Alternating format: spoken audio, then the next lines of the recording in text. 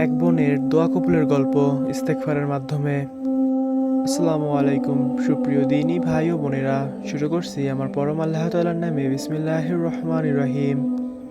আমরা বাস্তব জীবনে দোয়া কবুলের গল্পগুলো আপনাদের মাঝে শেয়ার করে থাকি। আপনি চাইলে আপনার দোয়া কবুলের গল্পগুলো আমাদের সাথে শেয়ার করতে পারেন। আপনার গল্প শেয়ার করতে পিন কমেন্টে দেওয়া, ডিসক্রিপশন বক্সে দেওয়া হোয়াটসঅ্যাপ নম্বরে যোগাযোগ করুন। আজকের এই গল্পটি আমাদের একজন নিয়মিত ভিউয়ার্স ফেসবুক পেজের মাধ্যমে শেয়ার করেছেন, আর সেটাই আমি আজ আপনাদের সাথে পড়ে শোনাবো। তো চলুন গল্পটি শুরু করা যাক। প্রথমেই তিনি লিখেছেন, আসসালামু আলাইকুম ভাইয়া। ওয়ালাইকুম আসসালাম।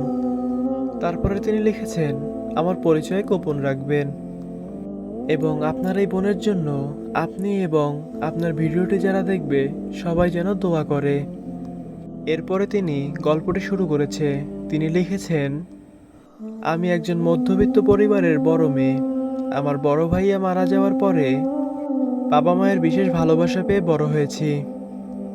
ছোট বোন হওয়ার পরে আমার উপরে সেই ভালোবাসা কমে গেছে অবশ্য। তবে আমি বড় হওয়ার সাথে সাথে বাবা মায়ের সাথে অদৃশ্য এক দূরত্ব সৃষ্টি হয়েছে। স্বাভাবিকভাবে আমাকে নিয়ে তাদের অনেক প্রত্যাশা, আর দুই বোন হওয়ার পরে আত্মীয়দের দ্বারা নানা হেনস্থার শিকার হতে হয় আমাকে এবং আমার বাবা মাকে। তাই বোধ হয় প্রত্যাশার পরিমাণটা আরও বেশি। আমি আগে থেকেই আপনার ভিডিওগুলো ফেসবুক পেজে নিয়মিত দেখি।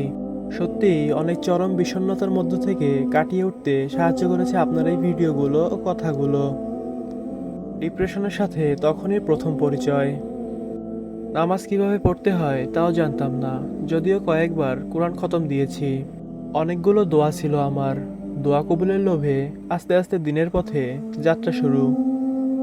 যদিও এখন পরিপূর্ণভাবে আমি সবটা আয়ত্ত করতে পারিনি, তবে আমি সব থেকে বেশি চেষ্টা করি। অন্যতম একটি দোয়া ছিল যেন কোনো মতে আমি এসএসসিতে A+ পাই, কারণ আমি প্রায় পুরোটা সময় অপচয় করেছি। সেরকমভাবে কোনো পড়াশোনাও করিনি। দোয়া করাও শেষ দিকে ছেড়ে দিয়েছিলাম। দিন থেকে একদম বিচ্ছিন্ন হয়ে গেছিলাম। হতাশা ছিল আমার নিত্যদিনের সঙ্গী। প্রতিদিন আমি কান্নাকাটি করতাম, অথচ বাবা মা আমাকে বোঝাতো না, বকাঝকা করতো। সব মিলিয়ে নিজেকে শেষ করতে চেয়েছি কয়েকবার। প্রথম প্রথম অনেক কান্না করতাম, তাহাজ্জুদ নামাজ পড়তাম, দোয়া করতাম। কিছুদিন পর পর আবার আগের মতো হয়ে যেতাম। আবার তওবা, আবার তাহাজ্জুদ নামাজ পড়া শুরু করা, এভাবেই চলছিল। মান সম্মানের একটা বিষয় ছিল। ক্লাস 5-এ বৃত্তি পেয়েছিলাম। বাবা শিক্ষক হওয়ার কারণে অনেকেই আমাকে চেনে। আত্মীয় স্বজনের বাঁকা চাহনি আর গুটি কয়েক মানুষের হিংসার কারণে আমার রব আমাকে জয় করলো।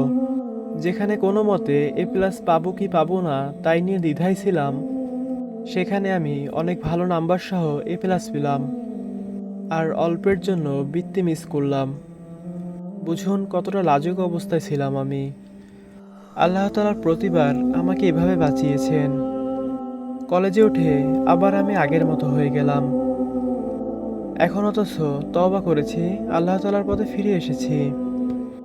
আমার ব্যর্থতা, হতাশা এবং বিষণ্ণতা আমার রবের কাছে আমাকে ফিরিয়ে আনে বারবার। তাই এখন আর আমি হতাশ হই না। আমি সবকিছুই আল্লাহর প্রদত্ত নিয়ামত ভাবি।